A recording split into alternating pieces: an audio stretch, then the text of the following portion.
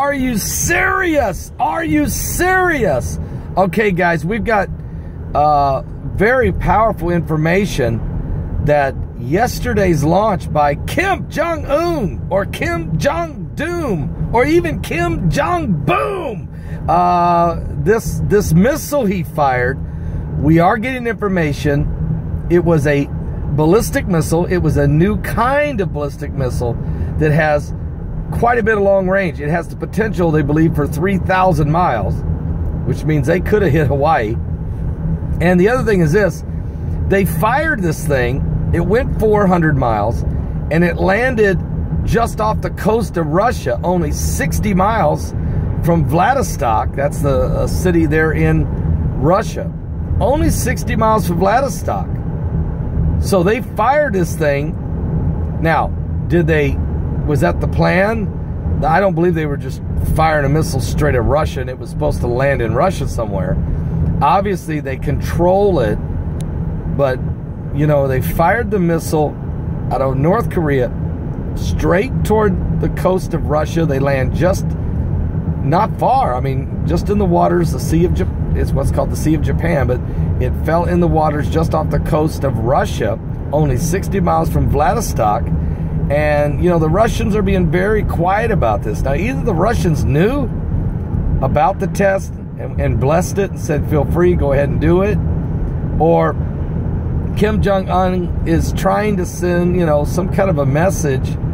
He's not threatening Russia, but I mean, if he fires it in other directions, then it looks like he's doing a provocation toward Japan. And you don't want to do that.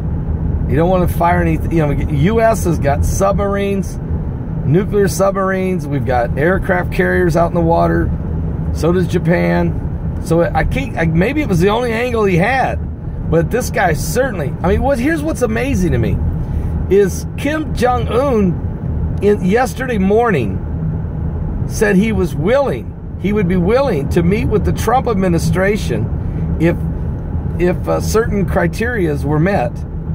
And he also said they'd be willing to meet with the new president of South Korea, because the president of South Korea said he'd be willing to walk right into the capital of North Korea and shake Kim Jong-un's hand and sit down and see if they could bring an end to the hostilities and unite somehow a relationship with the North Koreans. I think that's crazy, because I don't think you can do anything with this guy, but I just think it's quite, I mean, you talk about something being hush-hush. The media has been so quiet on this thing, not letting people know that this missile landed just off the coast of Russia. So there's a lot going on. We're going to talk about it tonight in our live broadcast. Starts at 7 p.m. Eastern. Another thing is, remember, today is the 69th anniversary of Israel being a nation. It was on May the 14th, 1945, that Israel became a nation. No, excuse me. May the 14th, 1948, that Israel became a nation. The vote was unanimous by the United Nations 69 years ago today. So a lot of folks are saying, Paul, are we in the fig tree generation? My answer is yes. You know, I've had people write me and says, is this representing the 69 weeks in Daniel? Some folks wonder, because this is the year 5777 of the Hebrew calendar.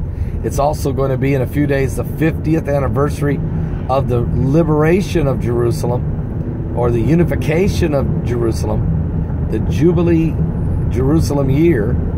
And President Trump is coming to Israel. What will be, you know, he's talking, and President Abbas of the Palestinian Authority said he is willing, unbelievable, willing to sign a peace deal with Israel.